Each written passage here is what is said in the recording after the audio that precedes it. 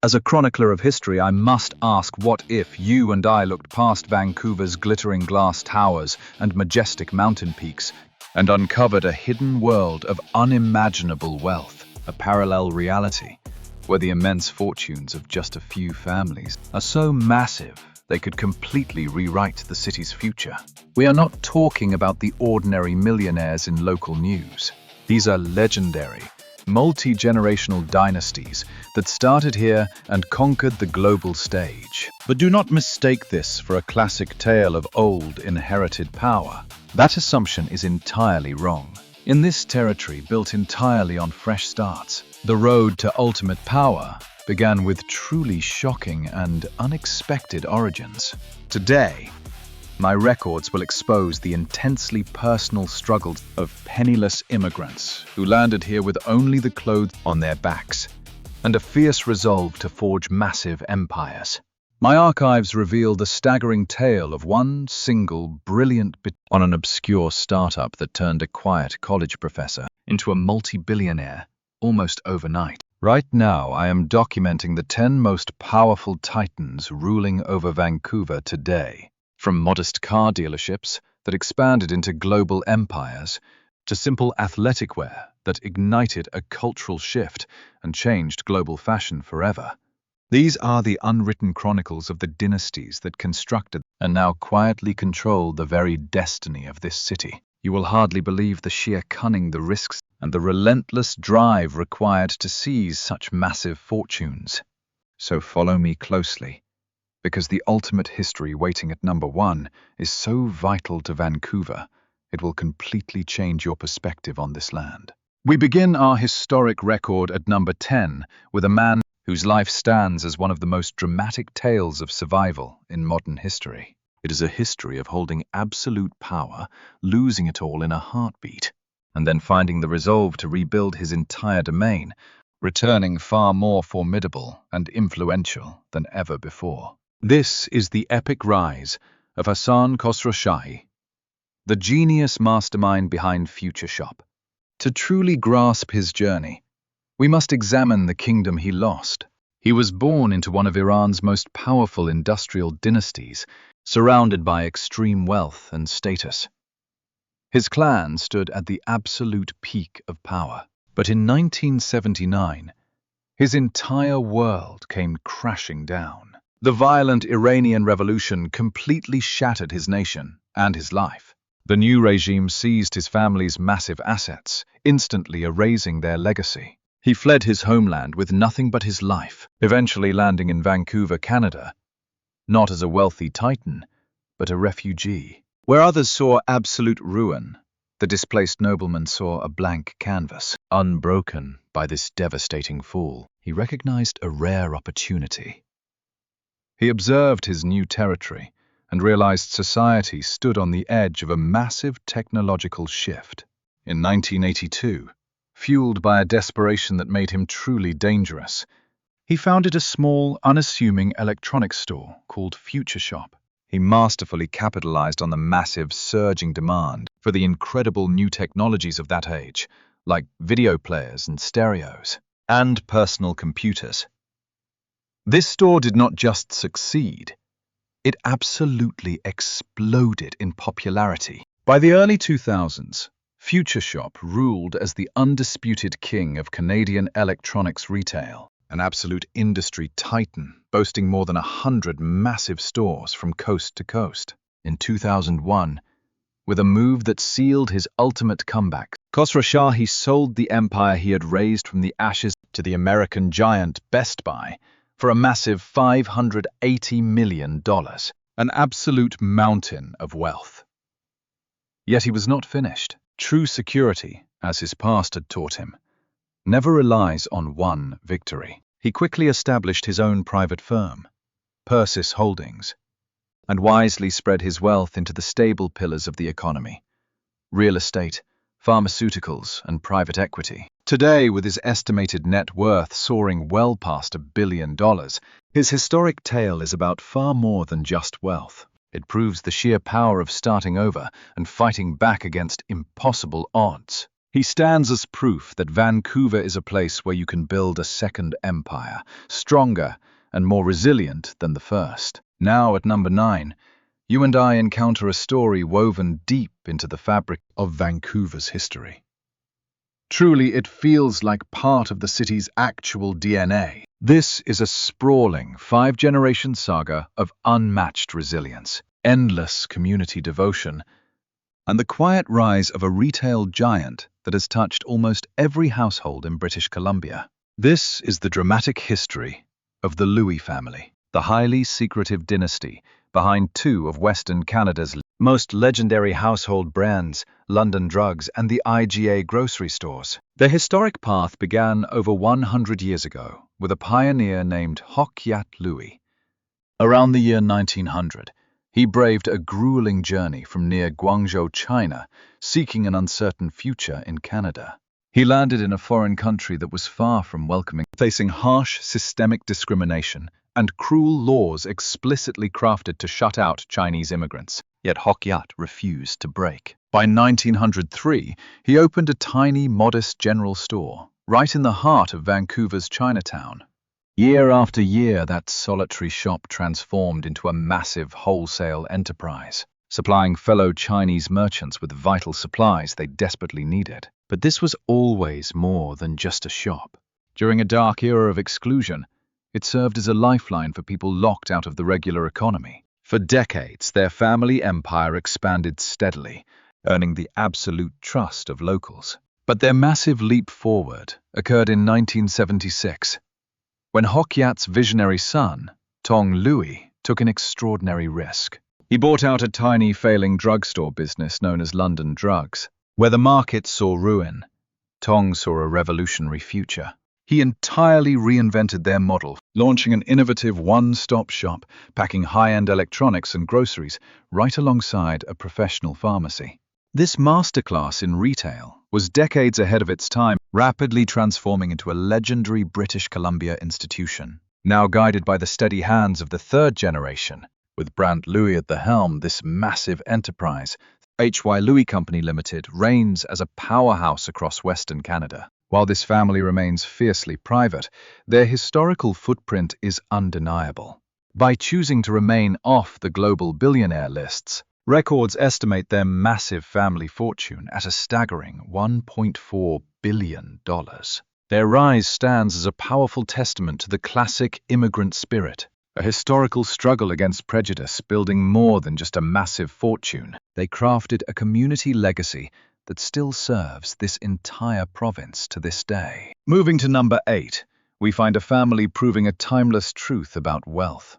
The quietest fortunes often hold the absolute greatest power. You will never see their name in flashy headlines or on sports arenas, yet they quietly control the very backbone of Vancouver's economy, the massive industrial lands that make all other businesses possible.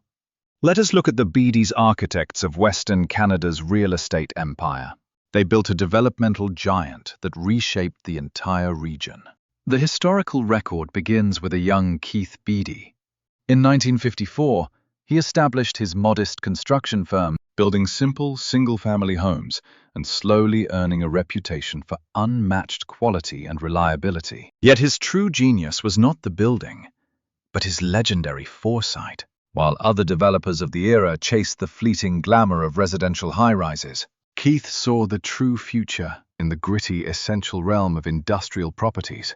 He launched a patient, long-term plan of acquiring massive tracts of empty land, erecting the logistics hubs and manufacturing plants that modern industry required.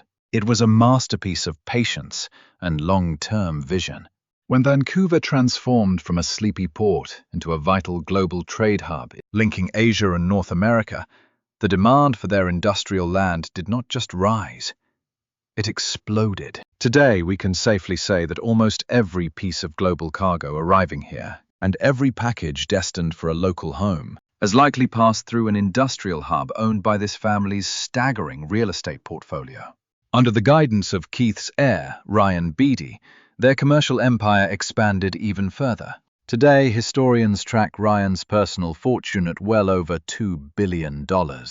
They have solidified their place as some of the most influential philanthropists in history, donating a record sum to Simon Fraser University, renaming the prestigious business school in their honor. This family's rise proves you do not need sensational front-page news when you quietly own the solid foundation upon which an entire city stands. Next, at number 7, we encounter a family name linked directly to the roaring crowds and the towering presence of the modern Vancouver skyline. They stand as owners of the city's iconic hockey team, the Vancouver Canucks, commanding the massive Rogers Arena while directing a vast portfolio of agricultural holdings and real estate. These are the Aquilinis, a modern dynasty whose deep influence touches almost every single facet of urban life. Their legacy is another textbook example of the great Vancouver immigrant saga. In 1953, the family patriarch, Luigi Aquilini, made the monumental journey from Italy to Canada, carrying almost nothing of value, except a relentless, ironclad work ethic. He went on to establish Aquilini Development, laboring meticulously for decades, slowly and deliberately.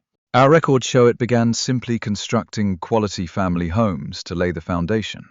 Then his 3 sons, Francesco, Roberto, and Paolo, stepped forward. They seized that modest foundation, raising a massive empire right on top. Their diversification of the empire was aggressive and brilliant. They erected the soaring luxury towers that forever reshaped the modern Vancouver skyline. Chronicles show they dominated farming, next turning into giants of cranberry and blueberry production. Yet their most legendary play of all was taking ownership of the Vancouver Canucks and their massive home arena, Rogers Arena, finalizing the monumental takeover during the mid-2000s. This wasn't merely a business transaction. It transformed them into the true guardians of the city's sports legacy. Since their massive holdings belong to a private titan, the Aquilini Investment Group, their exact multi-billion fortune is shielded from global financial tracking systems. Still, our estimates safely peg their massive wealth at over $3 billion. From the towering skyscrapers people call home, to the local produce, and even the hockey team we cheer for, the family's deep reach is permanently burned into the life of every local resident. Now let's step back in history to examine our number 6 spot, the hotel industry. If we trace the historic highways spanning the massive territory of Western Canada, their bright neon signs have long illuminated the dark northern nights. We must document the legendary Gagliardi family, the masterminds behind the famous Sandman Hotels and the ultra-luxurious Sutton Place hotel chain. Our records show the patriarch Bob Gagliardi was a master builder from day one. He launched his initial construction efforts way back in 1963 in Kamloops. Armed with nothing but a simple $5,000 loan, he traveled, looking for work, and spotted a desperate, completely open market opportunity. Travelers needed clean, cheap rooms. So in 1967, he debuted his first Sandman Inn in the isolated northern town of Smithers, British Columbia. The blueprint was incredibly basic: offer a tidy room, a soft bed, and dependable high-quality service night after night. This basic system worked wonders. From that tiny outpost, their expansion was completely unstoppable. His son, Tom Gagliardi, soon joined, who became the critical driving force in expanding the Sandman brand across all of Canada. They cleverly united their empire, deploying their own construction outfit, Northland Properties. This strategic move granted them absolute authority over construction quality, and more importantly, keeps costs incredibly low. They swiftly conquered the dining industry next, seizing control of major Canadian food franchises like Moxie's and Denny's. They placed these restaurants adjacent to their hotels before executing their most shocking historical play, buying the professional National Hockey League franchise, the Dallas Stars. Modern records now estimate Bob's personal net worth at a staggering $3.8 billion, an absolute titan-tier fortune built entirely on the brilliant premise of giving tired travelers a trustworthy place to sleep. Our historical investigation into Vancouver's absolute elite is only beginning. Stick with me because the legendary tales behind these fortunes only grow more unbelievable. These powerful dynasties have permanently forged the very fabric of our modern city, leaving legacies both grand and dark. How do you and I reckon this massive concentration of wealth impacts the daily lives of average citizens? Share your historical perspective in the discussion space down below. We seek to record your unique viewpoint. If you and I are finding these historical chronicles equally captivating, remember to support our records by liking and subscribing to this channel. Do not dare to miss the titans entering our top 5 countdown. In 5th place, we chronicle a visionary who practically single-handedly transformed an obscure farming region, launching it onto the world stage, while rising as an absolute global beverage empire titan. This is the brilliant mastermind behind the breathtaking estate known as Mission Hill Family Winery. Our history records his name clearly. Anthony von Mandel. Born locally, von Mandel launched his monumental crusade back in 1981. A daring young importer, he took a catastrophic risk by acquiring a failing, bankrupt operation, the legendary Mission Hill of the Okanagan Valley. Back then, experts widely agreed that crafting elite, world-class wines in this harsh climate was completely impossible. The local weather was far too brutal, and vital winemaking expertise was non-existent. Yet von Mandel marched forward, fueled by a relentless obsession to silence every single skeptic. The historical turning point occurred on the grand stage of an elite London wine exhibition. Against all historical odds, his 1992 vintage claimed the ultimate crown as the absolute best Chardonnay on earth, crushing elite competitors from France and California. This singular triumph struck like a bolt of lightning. It instantly carved the valley into world history, immortalizing Anthony von Mandel as a legendary pioneer of the craft. But his ambitions ran much deeper. He carefully analyzed a tectonic shift in public demand, pivoting away from traditional beers towards sweet, pre-mixed alternative drinks. His enterprise then unleashed the iconic Mike's Hard Lemonade. The historic release exploded, essentially establishing a brand new frontier within the global alcohol trade. Though his massive corporation also dominates the Canadian distribution of White Claw seltzer, it was his original bold creations that laid the solid bedrock of this titanic empire. These monumental victories secured von Mandel's position as a certified billionaire, with financial records valuing his grand estate at a staggering $4.8 billion. His rise remains a legendary textbook study of branding, capturing major market shifts long before his rivals even noticed. Our 4th historic entry profiles a man who weaponized a basic piece of gymwear, morphing it into an unstoppable international cultural phenomenon, a highly coveted lifestyle religion, and a multi-billion-dollar dynasty. Meet the highly provocative, fiercely intelligent creator of Lululemon Athletica, Dennis Chip Wilson. Wilson's origins are deeply woven into Vancouver history. The year was 1998. After attending a single yoga session in the fashionable Kitsilano district, he experienced an immediate revolutionary epiphany. He saw that the generic cotton garments everyone wore were entirely useless against the intense heat and dynamic movement of real yoga. The material was awkward, instantly lost its form, and failed completely. Amid that sheer discomfort, historical records show he envisioned a massive market gap. Operating from a modest Kitsilano design studio, the chroniclers note he tested high-performance technical fabric, forging a revolutionary breed of athletic wear that proved both functional and highly flattering. This was the dawn of Lululemon. Yet history reveals Chip Wilson sold more than clothes. He sold an identity. He masterfully engineered a community around his brand, hosting in-store yoga sessions, while mobilizing brand ambassadors to cultivate a fierce following, transforming mere yoga pants into a bona fide status symbol seen far beyond the studio. The subsequent expansion of the company proved absolutely explosive, cementing its place as one of the most disruptive clothing brands in decades. This massive triumph brought Chip Wilson immense fortune, with financial reports valuing his net worth at roughly $6.8 billion. Yet his historic journey was heavily plagued by significant controversies, as a string of public blunders triggered his bitter departure from the very empire he founded. Still, his legacy remains undeniable. He uncovered a hidden need. He forged a vastly superior product and engineered a brand that entirely transformed the modern market. Now reaching number 3 on our chronicle, we document an individual embodying the globalized essence of modern, unimaginable wealth, with deep, quiet historical connections tracing back to Vancouver. This is Joseph Tsai, the mastermind, co-founder, and vice chairman of the e-commerce giant Alibaba Group. Born in Taiwan, historical records show Tsai holds a Canadian passport with long-standing ancestral ties anchored deeply in Vancouver. His pivotal, fate-altering moment occurred back in 1999.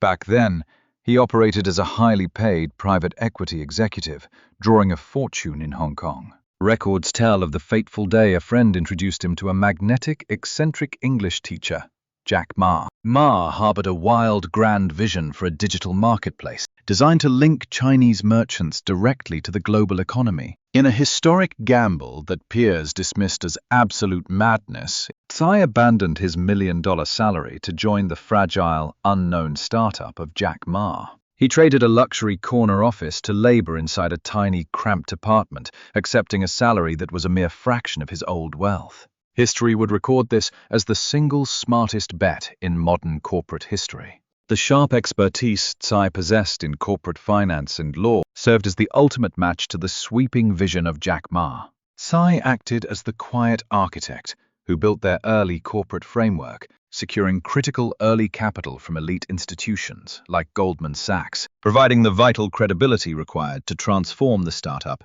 into a global titan.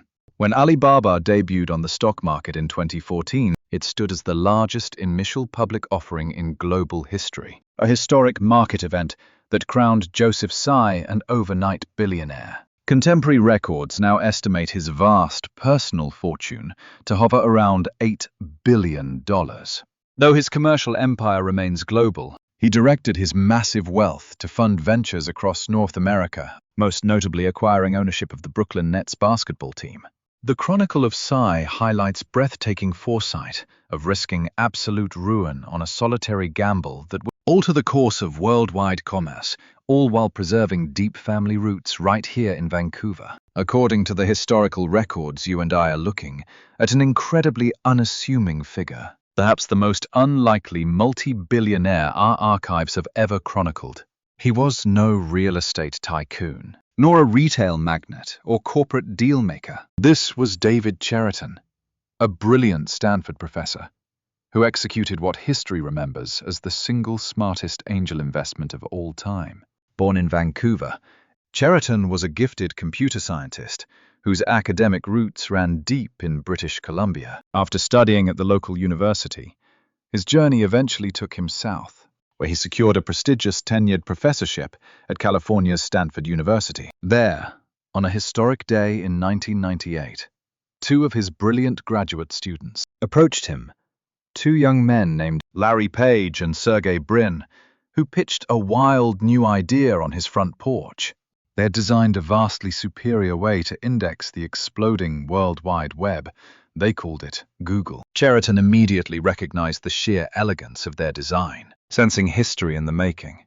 He and a colleague, Andy Bechtelsheim, wrote a check for $100,000, representing one of the earliest seed rounds the infant startup would ever secure. That single legendary check would eventually compound into an astronomical fortune worth billions of dollars, propelling the low-key academic straight into the ranks of the global elite. Yet historical records highlight a fascinating twist: his legendary, almost obsessive frugality. Even with his net worth estimated by Forbes at a staggering $12.6 billion, he stubbornly kept lecturing his classes at Stanford. Reports show he still drives a modest car, occupies the exact same house, and openly despises the flashiness associated with the extravagant lifestyles of other billionaires. In retrospect, Cheriton's saga remains the ultimate tech fairy tale. A classic case study proving that the grandest empires are not always built by our own hands, but rather by identifying raw brilliance in others and signing a single, destiny-altering check.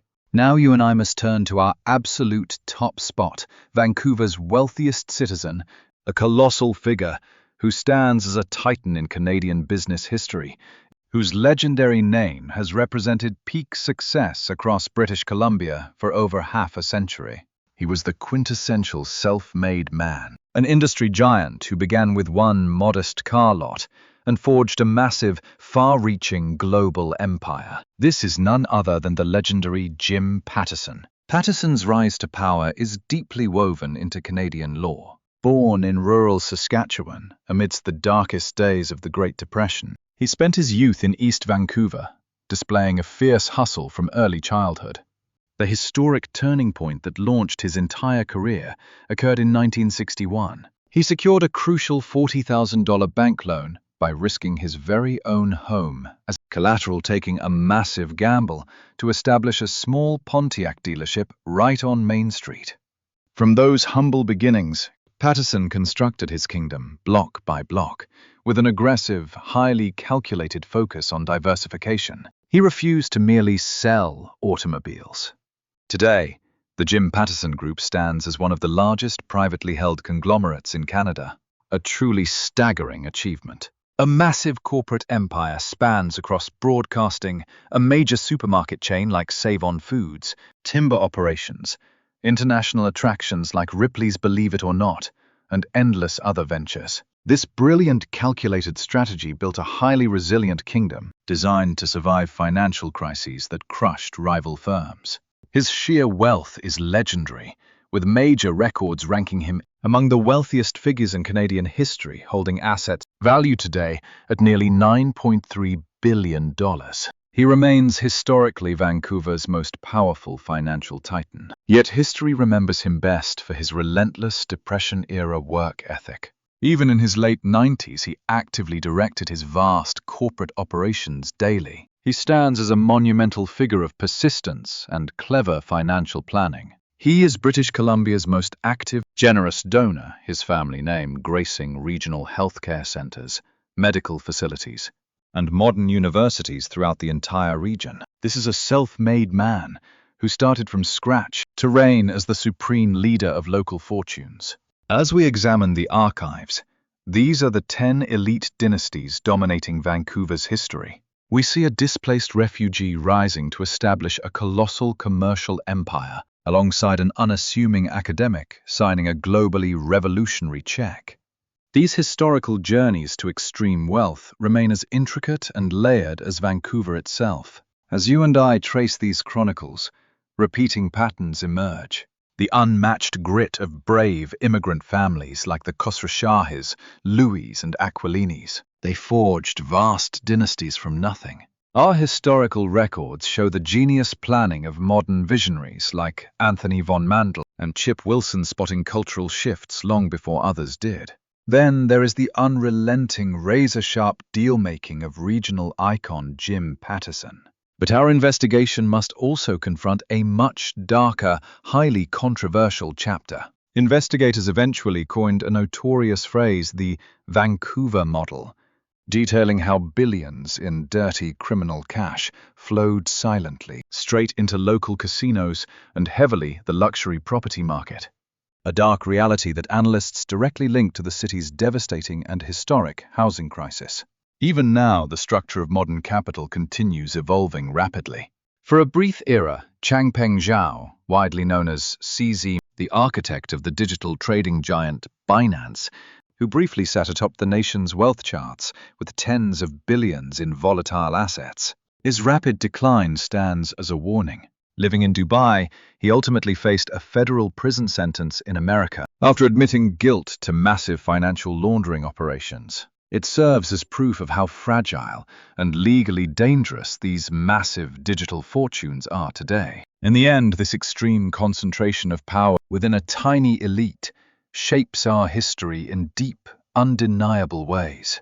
Their massive corporate networks employ tens of thousands of local citizens, while their generous charity constructs essential hospitals and universities. Yet we must confront difficult, unsettling questions regarding social inequality and the future of Vancouver. What happens to our shared identity when a tiny group of dynasties holds the keys to our future? A question that history must now ponder. Thank you for bearing witness until we chronicle the next chapter.